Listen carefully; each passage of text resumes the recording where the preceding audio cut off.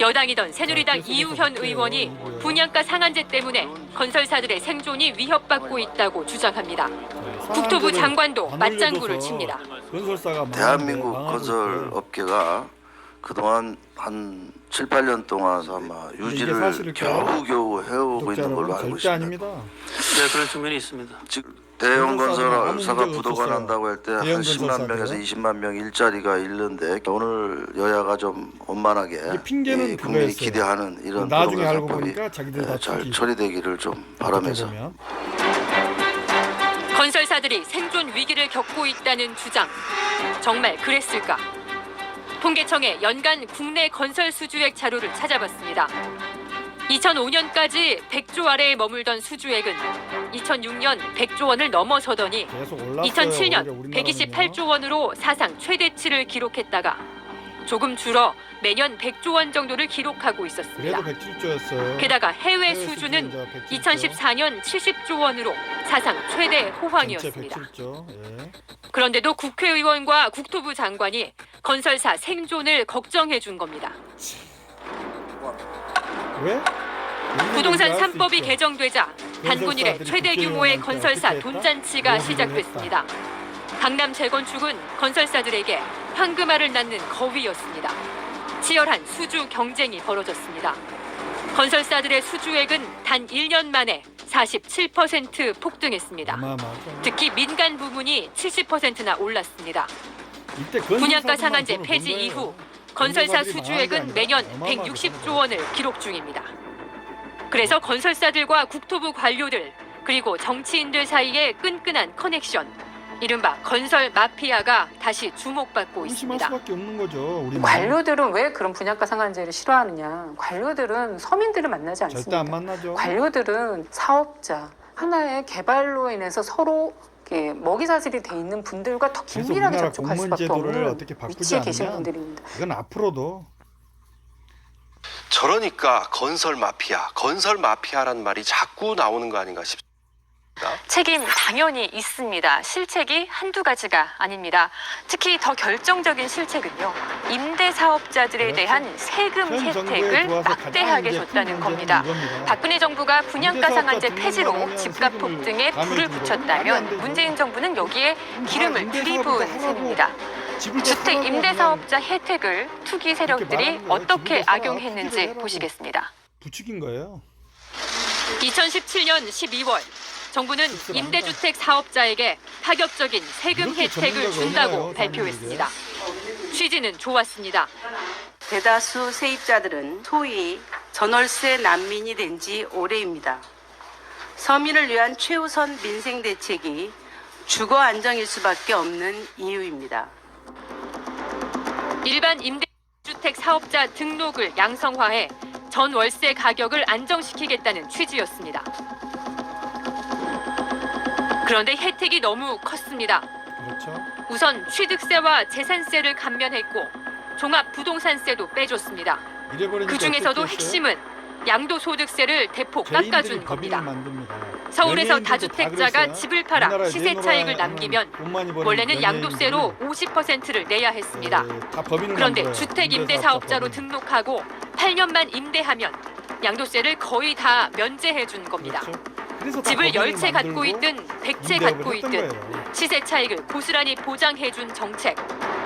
다주택자들이 오히려 1주택자보다 훨씬 큰 혜택을 보는 이상한 정책이었습니다.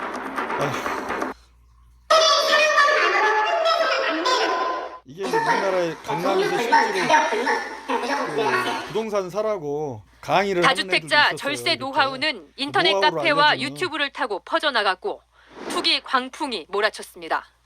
대기 손님이 이렇게 많아. 가끔 1억 넣었어요. 나오면 무조건 집을 사게 살아. 너도 나도 돈을 싸들고 서울로 몰려들었습니다. 이런 집값 서울 용산의 59제곱미터 소형 아파트가 한 달에 1억 원씩 꼈습니다. 한 달에 1억 원. 이분들 판교도 패고 여기를 사시고요. 이런데 우리가 사업을 해야 되는 이유가 이분은 집도 안 보놨어요.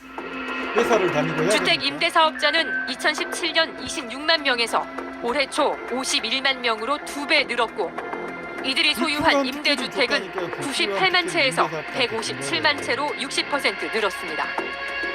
너도 나도 뛰어들어 주택 수십만 채를 사재기한 겁니다. 이때라도 집을 산 사람들은 다 부자가 됐죠. 정부는 집값 잡겠다며 대출 규제, 종부세 인상, 양도세 중과를 잇따라 내놨지만 임대사업자 혜택이 블랙홀처럼 모두 빨아들였습니다.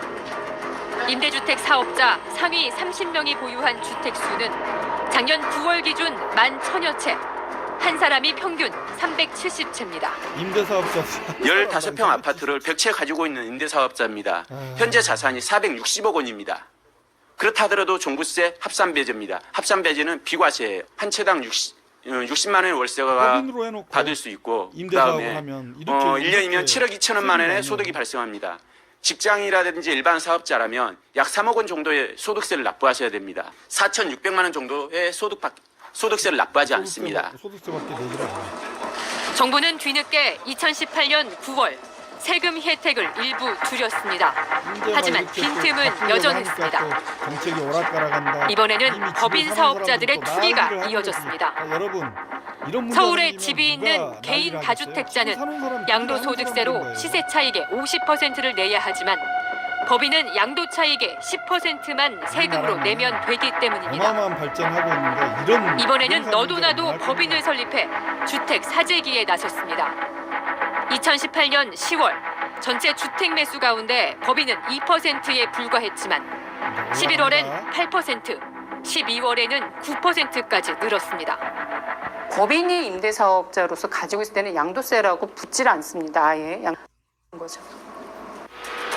정부가 개인만 잡으려고 뛰어다닌 3년 사이 정작 임대사업자와 법인 등 큰 손들은 날아다니 110 대책에서는 임대사업자 등록 혜택을 없앴습니다. 소 잃고 외양간 고친 겁니다.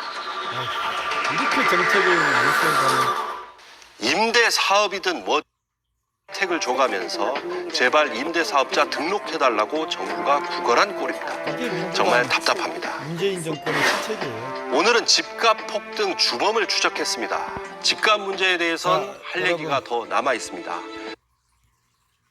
뭐 이제 뭐 다른 얘기를 좀 제가 다음 해보려고 주엔 그러는데요. 부동산 보유세 문제 그리고 집값 폭등을 부추긴 언론의 행. 이제 여러분들 잘 보셨죠? 한 세 가지 이 문제점이 있는 거. 지금 우리나라가 그 여러 분야에서 문화, 그 경제, 사회 분야에서 어마어마한 발전을 하고 있는데도 불구하고 그 중간 계층이 경제적인 중간 계층이 없어지고 이제 그 빈부격차가 날로 심해지고 이게 이제 가장 큰 문제가 부동산 정책 때문이고 부동산이라는 걸 여러분들 보면서 이제 알 수가 있겠잖아요. 앞으로 큰일입니다.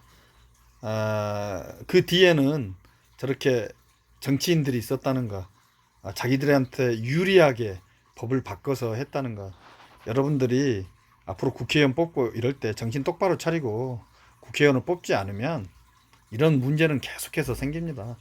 뭔 말인지 아시겠죠? 참으로 그 암담합니다. 모든 분야에서 우리 그 국민들이 어마어마한 노력으로, 그다음에 그 뛰어난 애국심으로 많은 분야에서 어마어마한 성과를 보이고 있는데도 우리나라 정치는 왜 아직도 이 모양인지. 우리나라가 선진국이라고요? 절대 선진국이 아닙니다. 이런 문제 때문에 우리나라가 선진국의 문턱에서 넘어갈 수가 없는 거예요.